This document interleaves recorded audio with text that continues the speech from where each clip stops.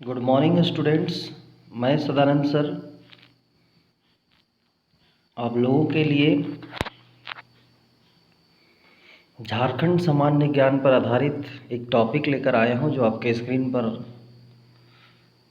दिख रहा है। आज का जो टॉपिक है झारखंड की विभूति। छात्रगण, यह टॉपिक जेपीएससी जेएसएससी पर आधारित जो विभिन्न प्रकार के वनडे एग्ज़ाम होते हैं उस सभी में किसी न किसी प्रकार से एक प्रश्न अवश्य होते हैं। विशेषकर मैं बात करूं जेपीएससी की तो झारखंड की विभूति लेकर जो है सो एक सिलेबस में दिया हुआ है और जिससे प्रश्न भी आते हैं।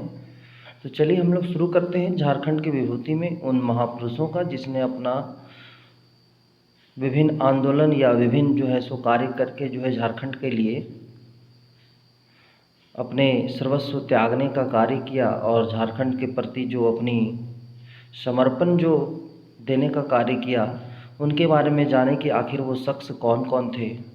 और वीडियो में अंत तक बने रहें ताकि आप देख सकें कि कितने ऐसे लोग थे महापुरुष विभूति जिन्हें कहा गया है, जो मुख्य रूप से सक्रिय रहे। और इनके अलावे भी कितने और होंगे जो कि बेनाम रहे। ये तो प्रमुख विभूतियों का नाम है। तो हम लोग को जो है इन प्रमुख विभूतियों के बारे में जानना अति आवश्यक है, कारण कि परीक्षा के दृष्टिकोण से ये अत्यंत महत्वपूर्ण भी हैं। तो चलिए शुरू करते हैं। पहला है दीवा किशुन। तो साथियों, दीवा किशुन ये मामा भांजा थे। शुरू करते हैं। दीवा सोरेन का जन्म पश्चिम सिंहभूम के राजनगर थाना अंतर्गत मातकोम बेड़ा गांव में 1820 ईस्वी में हुआ था। इनके पिता का नाम देवी सोरेन था। किशुन सोरेन का जन्म राजनगर थाना क्षेत्र में गुमिरपुर में हुआ था। किशुन सोरेन और दीवा सोरेन रिश्ते में मामा भांजे थे। इनके गुरु का नाम रघुनाथ भूँइया था। दीवा किशुन का जो है नाम, ये मामा भांजे थे, यानी कि किशुन सोरेन जो थे वो मामा और दीवा सोरेन जो थे वो भांजा थे।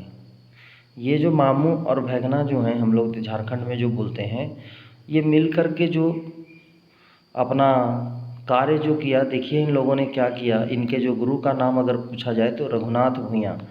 इनका कार्य को देखते हैं कि इन्होंने क्या कार्य किया, किस लिए विभूति के रूप में प्रसिद्ध हुए। तो देखिए देखते हैं, पोड़हाट के राजा अभिराम सिंह द्वारा अंग्रेज़ों की स्वाधीनता स्वीकार करने के पश्चात उस क्षेत्र में रहने वाले आदिवासी तथा सदानों पर अत्याचार एवं शोषण में अधिक तेजी से वृद्धि हुई। पोड़हाट के जो राजा थे, कौन? अभिराम सिंह। ये अंग्रेज़ों की स्वाधीनता स्वीकार कर ली। अब स्वाधीनता स्वीकार करने के उपरांत वहाँ के जो आदिवासी लोग थे उन पर, या सदान लोग थे, सदानों पर भी जो है सो बहुत तरह का शोषण या और अत्याचार होने लगा अंग्रेज़ों के द्वारा।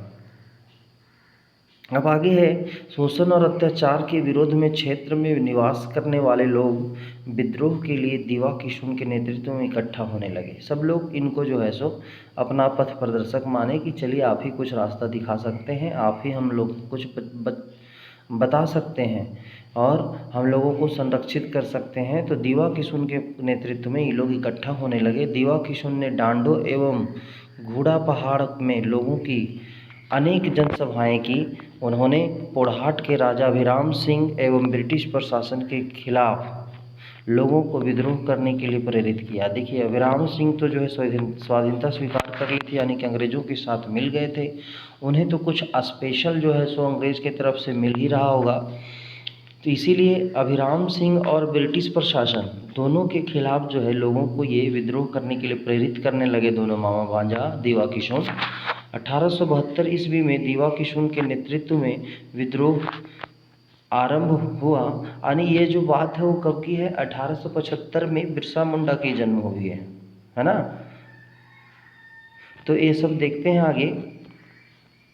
इस विद्रोह में सभी धर्म के लोगों ने संगठित होकर भाग लिया। विद्रोह का प्रभाव पोड़हाट के सभी क्षेत्रों में पड़ा।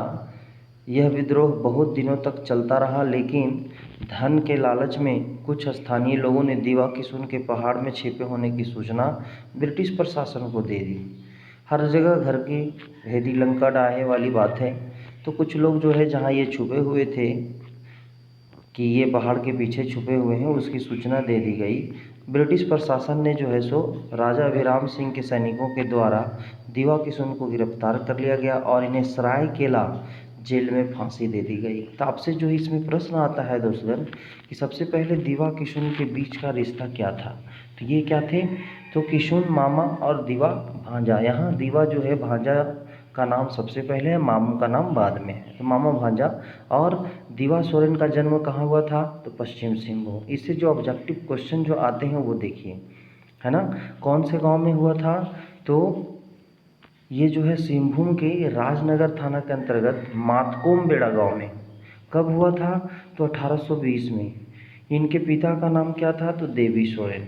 ठीक है, दीवा सोरेन के पिता का नाम देवी सोरेन और किशुन सोरेन का जन्म राजनगर थाना क्षेत्र में गुमितपुर, मामा भांजा थे तो अलग अलग गांव के होंगे, तो गुमितपुर में हुआ था। किशुन सोरेन और दीवा सोरेन रिश्ते में क्या थे, तो मामा भांजा। इनके गुरु का क्या नाम था, तो रघुनाथ भैया। ठीक है, ये चीज़ जो है ध्यान रखिए। इन्होंने जो प्रमुख कार्य क्या किया, तो पोड़हाट के जो राजा थे अभिराम सिंह, है ना, और अंग्रेज़ों के विरुद्ध जो है सो इन लोगों ने विद्रोह छेड़ा था। और 1872 में ये विद्रोह शुरू हुआ, है ना। और आगे देखते हैं कि इसमें जो है सो इनकी फांसी जो है कहाँ के जेल में दी गई, तो सरायकेला जेल में। तो चलिए इससे जो इम्पोर्टेंट जो पॉइंट्स थे ये आपके सामने निकल कर आई। चलिए देखिए आगे है रानी सर्वेश्वरी। काफ़ी इम्पोर्टेंट है, VVI, यानी कि इतना इम्पोर्टेंट कि एक क्वेश्चन जो है सो वनडे एग्ज़ाम में निश्चित रूप से इससे आया करती है, बहुत VVI है। तो संथाल परगना के महेशपुर की रानी कहाँ की थी, संथाल परगना के महेशपुर की रानी सर्वेश्वरी ने कंपनी सरकार के अंग्रेज ठेकेदारों द्वारा बिना अनुमति के जंगल काट कर खेत तैयार करने तथा छोटा नागपुर क्षेत्र से संथालों को लाकर बसाने का विरोध किया। देखिए ये रानी क्या की थी, ये समझिए कि ये संथाल परगना के महेशपुर की रानी थी। और जब अंग्रेज़ लोग जो है सो सरकारी जो ठेकेदार थे वो क्या किए, जंगल को काट करके छोटा नागपुर क्षेत्र से संथाल, अभी हमारे जो परमंडल हैं झारखंड में कितने हैं, 5 हैं। तो संथाल परगना में छोटा नागपुर के क्षेत्र से लाकर जो है संथालों को लाकर बसाने लगा। तो उसका जो है ये क्या किए, विरोध किए। कौन, रानी सर्वेश्वरी। तो रानी सर्वेश्वरी को विरोध करने के परिणाम स्वरूप क्या किया गया कि इनको गिरफ्तार कर लिया गया और गिरफ्तार करके भारतपुर जेल में बंद कर दिया गया। 6 मई 1807 ईस्वी को उन्हें फांसी दे दी गई। यानी ये अंग्रेज़ जो बेरहम होते थे डायरेक्ट फांसी ही दिया करते थे, है ना।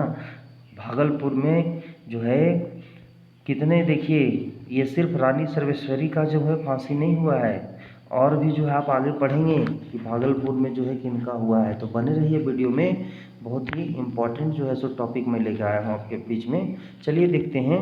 तो इससे जो ऑब्जेक्टिव क्वेश्चन निकल के आ रहा है कि रानी सर्वेश्वरी जो है वो किस क्षेत्र में, किस प्रोग्राम में अंग्रेज़ों के खिलाफ विरोध की थी, तो ये संथाल परगना में। और इनकी जो फांसी कब दी गई थी, तो 6 मई 1807 ईस्वी को। किस लिए की थी विरोध, तो ये विरोध जो की थी वो बिना अनुमति के, चूँकि रानी थी तो बिना अनुमति के अंग्रेजी ठेकेदारों द्वारा छोटा नागपुर के संथालों को जंगल काट करके बसाने का जो विरोध कर रहे थे उसका ये विरोध की थी। आगे है अर्जुन सिंह। अर्जुन सिंह 1857 ईस्वी के विद्रोह के समय पोरहाट के इस राजा ने विद्रोह ही, आगे देखिए पोरहाट में हम लोग यहाँ ऊपर में पढ़े हैं, पोरहाट जो है सो राजा अभिराम सिंह उन्हीं का लगता है उत्तराधिकारी ये होंगे। 1857 पहले की बात है, 72 की बात थी वहाँ पे जब हम लोग दीवा और किशुन जो पढ़ रहे थे वो 1872 में, है ना। अब बात है ये 57 यानी इससे पहले, यानी 1857 सैनिक विद्रोह। तो यहाँ पर ध्यान में रखिए, क्वेश्चन आपसे पूछ सकता है कि पोरहाट के राजा जो है, यानी कि सैनिक विद्रोह के समय पोरहाट के राजा जो है वो कौन थे? तो अर्जुन सिंह थे। तो ये क्या किए थे?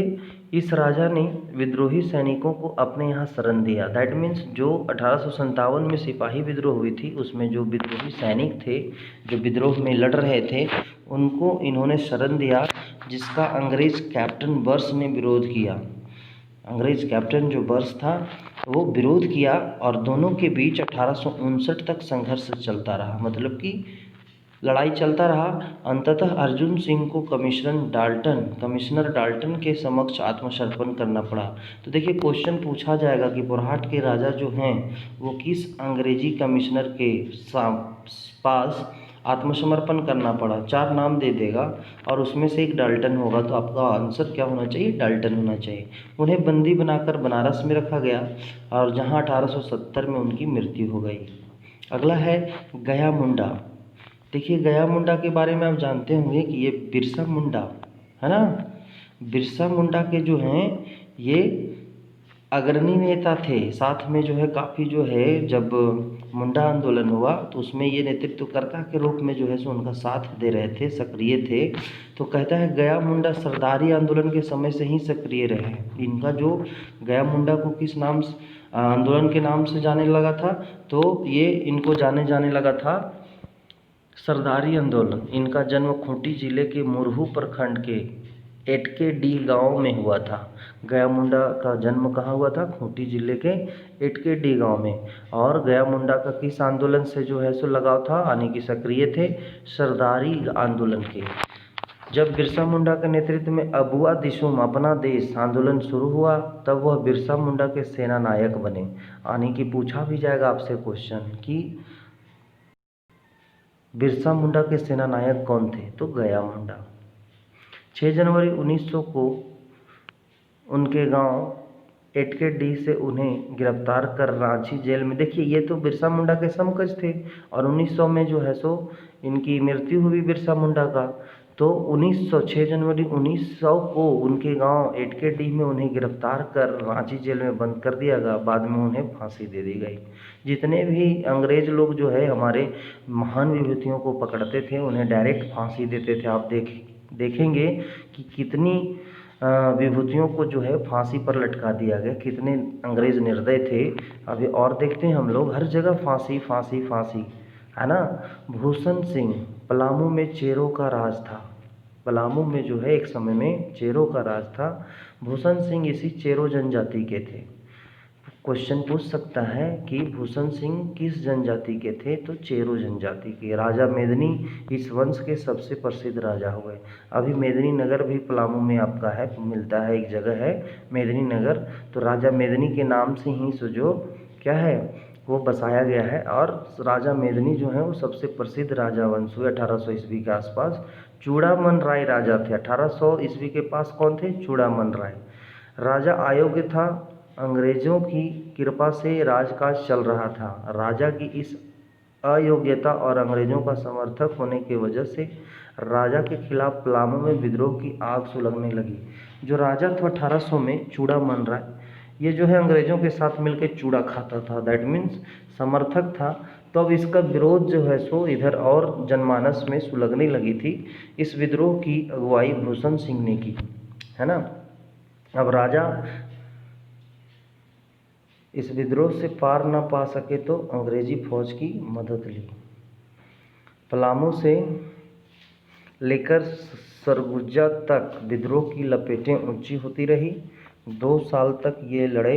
1802 ईस्वी में भूषण सिंह पकड़ लिए गए और अंग्रेजों ने फांसी दे दी। अगला है सिंगी दई व कैली दई। झारखंड में आग्नेय भाषा में दई का अर्थ दीदी होता है। उरांव समुदाय की 2 महिलाओं ने लगभग 400 वर्ष पहले मुगलों के विरुद्ध युद्ध में अद्भुत शौर्य का प्रदर्शन किया था। रोहतासगढ़ किले पर कब्जे के लिए मुगलों ने 3 बार आक्रमण किया था। इसमें महिलाओं ने इनके नेतृत्व में पुरुष वेश में दृढ़तापूर्वक शत्रुओं का सामना किया। इसी युद्ध के याद में प्रत्येक 12 वर्ष पर जनी शिकार का आयोजन होता था, है ना। अल्बर्ट एका। 1971 के भारत युद्ध में भारत पाक युद्ध में शत्रुओं के हमले को विफल करके शहीद होने वाले रॉबर्ट एक्का थल सेना के ब्रिगेड ऑफ द गॉड्स के लॉन्स नायक थे। भारत सरकार ने इन्हें मरणोपरांत सर्वोच्च सैन्य सम्मान परमवीर चक्र से अलंकृत किया। ये काफ़ी बार प्रश्न पूछ भी चुका है। अगला है, इनका जन्म गुमला जिले के जरी गांव में 27 दिसंबर 1942 को एक आदिवासी ईसाई परिवार में हुआ। इनके नाम से रांची में एक शहीद चौक भी है। ठीक है, नेक्स्ट है आपका फादर जॉन बैप्टिस्ट हॉफमैन 1857 से 1928 के बीच में जो है सो इनका जो है मुख्य रूप से आगे है। फादर हॉफमैन जर्मन यीशु समाजी पुरोहित थे। ये जर्मनी के थे और क्रिश्चियन धर्म के थे। इन्होंने जनजातियों के लिए कई महत्वपूर्ण कार्य किए। जनजातियों को महाजनों के चंगुल से छुड़ाने के लिए सहकारी उद्धार समिति की शुरुआत की। इन्होंने मुंडा ग्रामर और इनसाइक्लोपीडिया मुंडारिका 16 खंड भी तैयार की थी। अगला है शरद चंद्र राय। ये भारत के पहले मानव विज्ञानी के रूप में प्रतिष्ठित हैं। Birhor, Mundas and their country, Oraon आदि इनकी प्रसिद्ध पुस्तकें हैं। रांची डिस्ट्रिक्ट गजेटियर 1917 के निर्माण में इनका विशेष सहयोग था। इन्होंने मैन इन इंडिया नामक संस्था स्थापित की थी। सखाराम गणेश देवस्कर, ये क्रांतिकारी लेखन एवं पत्रकारिता के कारण प्रसिद्ध हुए। इन्होंने हितवाद पत्र का संपादन किया था। 1904 में स्वदेशी आंदोलन शुरू करने में इनका प्रमुख योगदान रहा।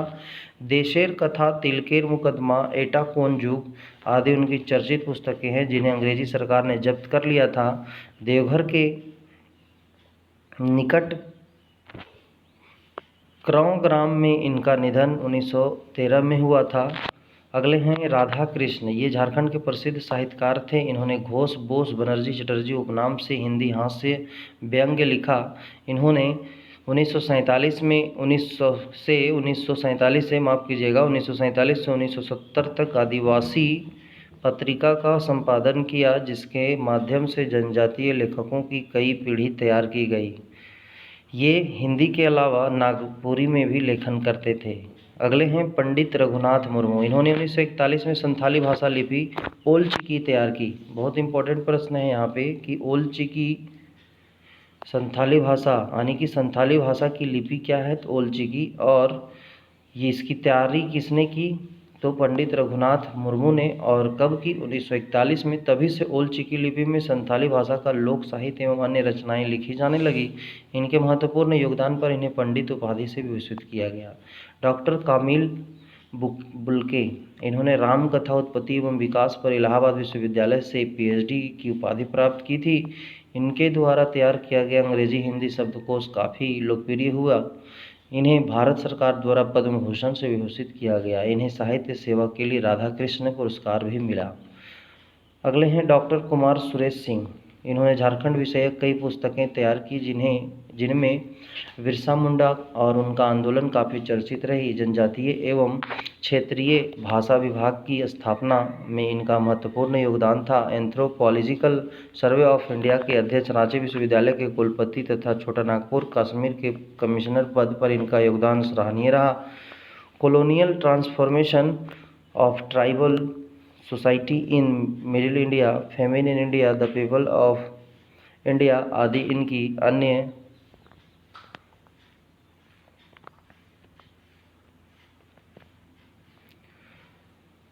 चर्चित पुस्तकें हैं। डॉक्टर दिनेश्वर प्रसाद, ये आलोचक तथा झारखंड की लोक संस्कृति के मर्मज्ञ थे। लोक संस्कृति पर इनकी कई पुस्तकें प्रकाशित हैं, जिनमें लोक साहित्य और संस्कृति और ऑन मुंडारी पोएट्री काफ़ी चर्चित रही।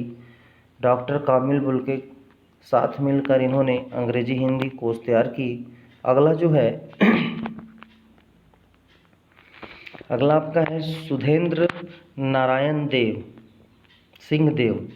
ये छऊ नृत्य की, देखिए इससे एक प्रश्न भी आता है कि छऊ नृत्य के जो है वो निदेशक कौन थे, तो ये थे सुधेंद्र नारायण सिंह देव। तो छऊ नृत्य की सरायकेला शैली के प्रसिद्ध नर्तक एवं नृत्य निर्देशक थे। छऊ नृत्य को विश्व स्तर पर प्रतिष्ठित कराने में इनका महत्वपूर्ण योगदान रहा। इन्हें संगीत कला अकादमी द्वारा भी सम्मानित किया गया था। अगले हैं पी.एन. बोस। ये भारत के भूगर्भ शास्त्री थे। इन्हें शोध निष्कर्ष पर ही जमशेदजी टाटा ने 1907 में लोहा उत्पादन टेस्को साक्ची में स्थापित की थी। इन्होंने भी मयूरभंज के गौर महिषानी लोहा खान का सर्वप्रथम पता लगाया था। बालकृष्ण सहाय, ये 20वीं सदी के उत्तरार्ध के प्रसिद्ध समाज सुधारक, पत्रकार एवं लेखक थे। इनके संपादन में ही 1898 में 1905 तक रांची से झारखंड का पहला साप्ताहिक आर्यावर्त का प्रकाशन हुआ था। आगे के वीडियो में हम लोग फिर से आगे देखेंगे। तब तक के लिए गुड बाय।